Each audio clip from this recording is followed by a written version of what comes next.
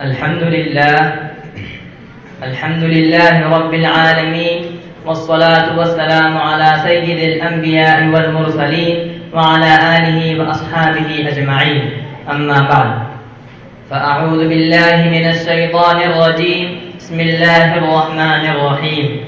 وعد الله الذين آمنوا منكم وعملوا الصالحات ليستخلفنهم في الأرض كما استخلف الذين من قبلهم وليمكنن لهم دينهم الذي ارتضى لهم وليبدلنهم من بعد خوفهم أمنا يعبدونني لا يشركون بي شيئا ومن كفر بعد ذلك فأولئك هم الفاسقون. صدق الله العظيم. حضرة رئيس الاحتفال المؤطر وسادة الأجلة وأساتذة الأعزة، إني أريد أن أتكلم بين أيديكم خطبة عربية يسيرة سهلة حول موضوع الدين والسياسة، فالرجاء منكم أن تنصرفوا إلى خطبتي وشجعوني على عمل هذا. أيها الإخوة في الإسلام، إن الدين طريق اختاره الأنبياء والمرسلون وسلكه الرجال الصالحون، وهو طريق يدل على نظم الأمور المختلفة وتنظيم الشؤون الإنسانية. ألا تخبرون إن الرجل يقوم من نومه فالدين يأمره بأن يقرأ الدعاء الماثور الذي ذكر في الحديث الشريف: الحمد لله الذي أحيانا بعدما أماتنا وإليه النشور. ألا تشهدون أن الرجل يحتاج إلى استعمال الماء صباحا بعد النوم مباشرة، فالدين يأمره بأن يستخدم الماء بتنزيل الخاص، وهو الوضوء في المصطلح الشرعي الذي ذكر في القرآن الكريم: يا أيها الذين آمنوا إذا قمتم إلى الصلاة فاغسلوا وجوهكم وأيديكم إلى المرافق وامسحوا برؤوسكم وأرجلكم إلى الكعبين. هكذا نسق الدين الإسلامي الأمور كلها التي تتعلق بالإنسان. ألا نعلم أن الدين الإسلامي حدد الأوقات الخاصة للصلاة المكتوبة؟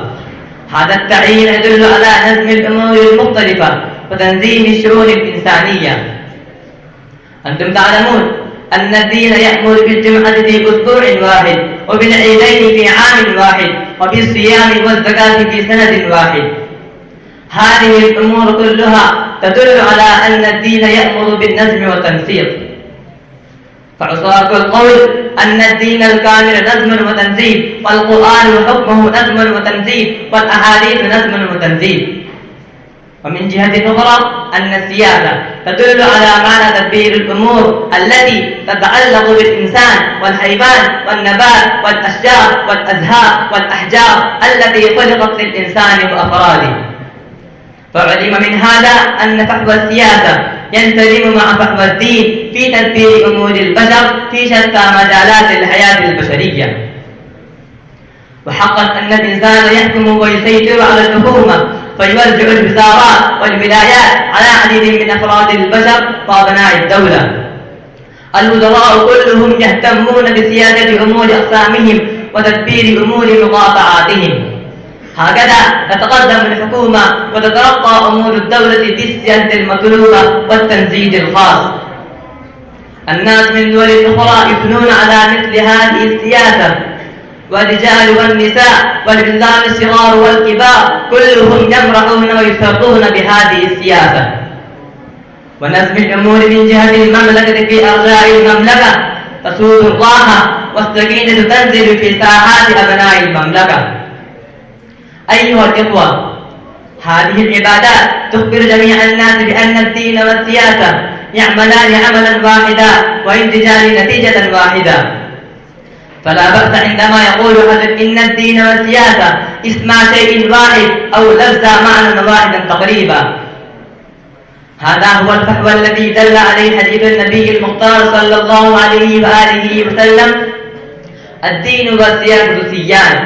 فعلم من هذا أن السياسة وأمور الحكومة لا تختلف عن الدين عضو، بل تنسجم وتتفق. أيها الإخوة، من الحقيقة التي لا تجحد أن كثيرا من أمور الدين يرجع تحقيقه إلى السياسة ونظم الأمور بالحكومة الصالحة.